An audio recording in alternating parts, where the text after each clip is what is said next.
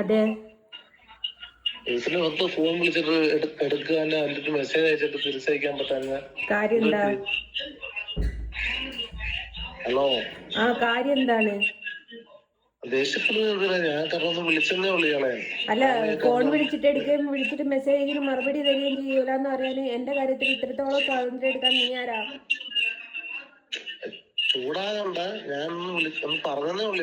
അല്ല, പറയുന്നതിന് ഒരു മാന്യമായിട്ടും മര്യാദയായിട്ടും സംസാരിക്കണ്ടേ? അത് മര്യാദയായിട്ടല്ലേ സംസാരിച്ചത്. ഞാൻ കാരണം മര്യാദ ഭാഷയാണെന്നും പറഞ്ഞല്ലോ. അവമര്യാദ എന്തുകൊണ്ട് ഫോൺ എടുത്തിട്ടില്ല എന്നുള്ള എനിക്ക് നിന്നെ ബോധിപ്പിക്കേണ്ട ആവശ്യമുണ്ടോ? അത് ഓരോരുത്തരുടെ സാഹചര്യം. പിന്നെ നീ എന്തിനാ അങ്ങനെ ചോദിച്ചേ? അല്ല, കാരണം ഞാൻ ചോദിച്ചതേ ഉള്ളതാണ്. ഞാൻ ഇയാളെ കാര്യം എന്തിനാ വിളിച്ചെന്നുള്ള കാര്യം പറയൂ.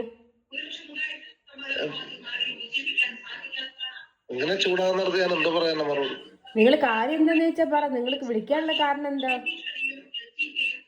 ഞാനിത് കാരണം ഇതിപ്പോ വിളിക്കാൻ തന്നെ കാരണം ഞാൻ കഴിഞ്ഞ ദിവസം ഇയാളെ ഞാൻ ഇതിനകത്ത് കണ്ടായിരുന്നത്, ഇൻസ്റ്റഗ്രാമിനകത്ത്.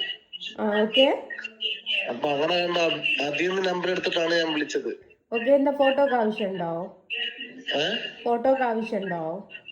ഫോട്ടോ കാണിച്ചു. ഫോട്ടോ നിങ്ങളുടെ ഷെരീഫിന്റെ വീട്ടിൽ ഫോട്ടോ വെക്കാറുണ്ടോ? വെക്കാറുണ്ട്. എന്നാ പിന്നെ പേയ്മെന്റ് വരുന്നത് 5000 രൂപയാണ്. ഗൂഗിൾ പേ ചെയ്തോളൂ. ഇന്ന് തന്നെ കൊറിയർ അയക്കാം. കേട്ടില്ല. പേയ്മെന്റ് വരുന്നത് 5000 ആണ്. 5000 രൂപ ഞാൻ ഇട്ട് തരണം.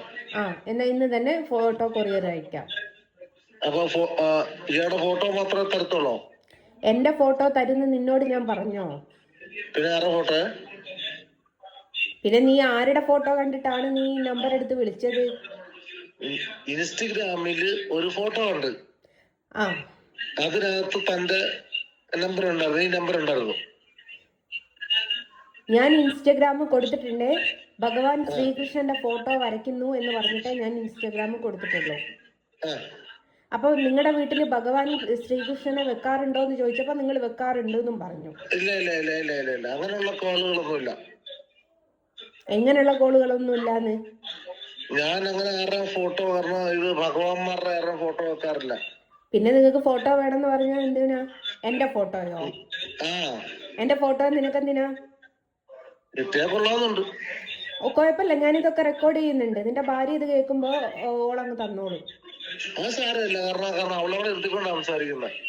കുഴപ്പമില്ല, ഞാനിത് പോസ്റ്റ് ചെയ്യുമ്പോ ഓളങ്ങ് തരുന്ന എനിക്ക് ഫോട്ടോ.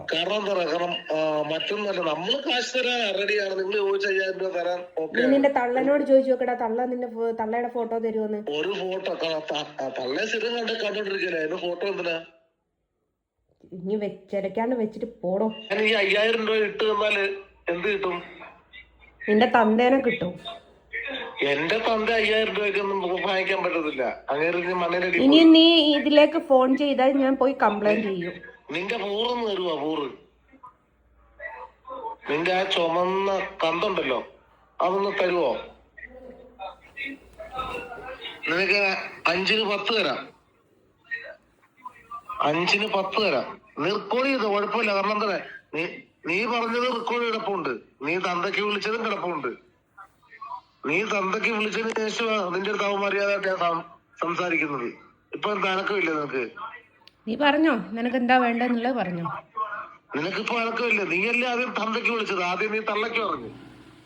പറയിപ്പിച്ചതല്ലേ നീ. നിനക്ക് എന്താ വെച്ചാ പറയാനുള്ളത് പറഞ്ഞിട്ട് പോടോ. നീ എന്നെ തള്ളയ്ക്ക് പറഞ്ഞിട്ട് ഞാൻ പ്രതികരിച്ചില്ല. അപ്പൊ നീ ഒന്നും കൂടെ ഇനി ഇതിലേക്ക് വിളിച്ചാൽ ഞാൻ കംപ്ലൈന്റ് ചെയ്യും. നീ എനിക്ക് തരുവോ? ഞാൻ 10000 രൂപ തരാം. നിന്റെ തള്ളനോട് ചോദിക്കടാ, തള്ള തരുമോന്ന്. തള്ളമാരങ്ങനെ കൊടുക്കാറില്ല.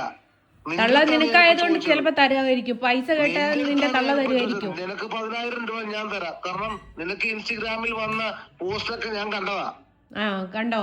ആ പോസ്റ്റൊക്കെ ഞാൻ കണ്ടതും ഞാൻ കേട്ടതും ഞാൻ വായിച്ചതുവാ. ആയിക്കോട്ടെ. ഓരോരുത്തരും ഇട്ട കമന്റുകൾ ഞാൻ വായിച്ചതാ. ഞാൻ വായിച്ചിട്ട് തന്നെ നിന്നെ ഞാൻ ഈ നമ്പർ എടുത്തത്. കാരണം എനിക്കും ഒന്ന് ആവശ്യപ്പെട്ടുണ്ട്. പൈസ റെഡി. നീ ഇപ്പൊ പറഞ്ഞ ഈ നിമിഷം അയച്ചു തരും നിനക്ക് പൈസ. എന്റെ അക്കൗണ്ടിൽ കൊണ്ട് വരുന്ന താമസമുള്ളു.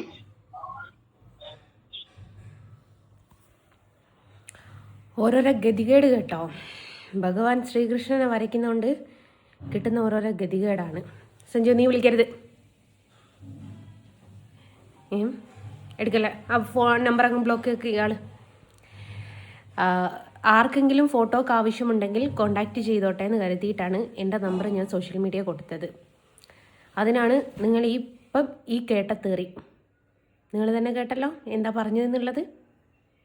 ഓരോരോ ഗതികേടാണ്. നമ്മുടെ അന്നേത്തെ അന്നം നമുക്ക് കിട്ടണമെന്നുണ്ടെങ്കിൽ കുറച്ചും നല്ല കഷ്ടപ്പാട്. ഇവരുടെയൊക്കെ വിചാരം ഇവരുടെയൊക്കെ അമ്മമാർ കിടന്നു കൊടുക്കും പോലെ എല്ലാവരും കിടന്നു കൊടുക്കുമെന്നാണ് ചിന്താഗതി. വല്ലാത്തൊരു കഷ്ടം തന്നെയാണ്. ഇതൊക്കെ ഓരോരോ വിധി എന്ന് തന്നെ പറയണം. അപ്പോൾ നിങ്ങൾ ചോദിക്കും കൃഷ്ണനെ വരയ്ക്കാൻ നിന്നിട്ടല്ലേന്ന്. ഞാനിനിയും വരയ്ക്കും. എൻ്റെ ആയുസ് ഒടുങ്ങുന്നിടത്തോളം ഞാൻ വരയ്ക്കും. എന്താ ചെയ്യാൻ പറ്റുകയെന്ന് വെച്ചാൽ നിങ്ങളൊക്കെ ചെയ്യും. ഓക്കെ.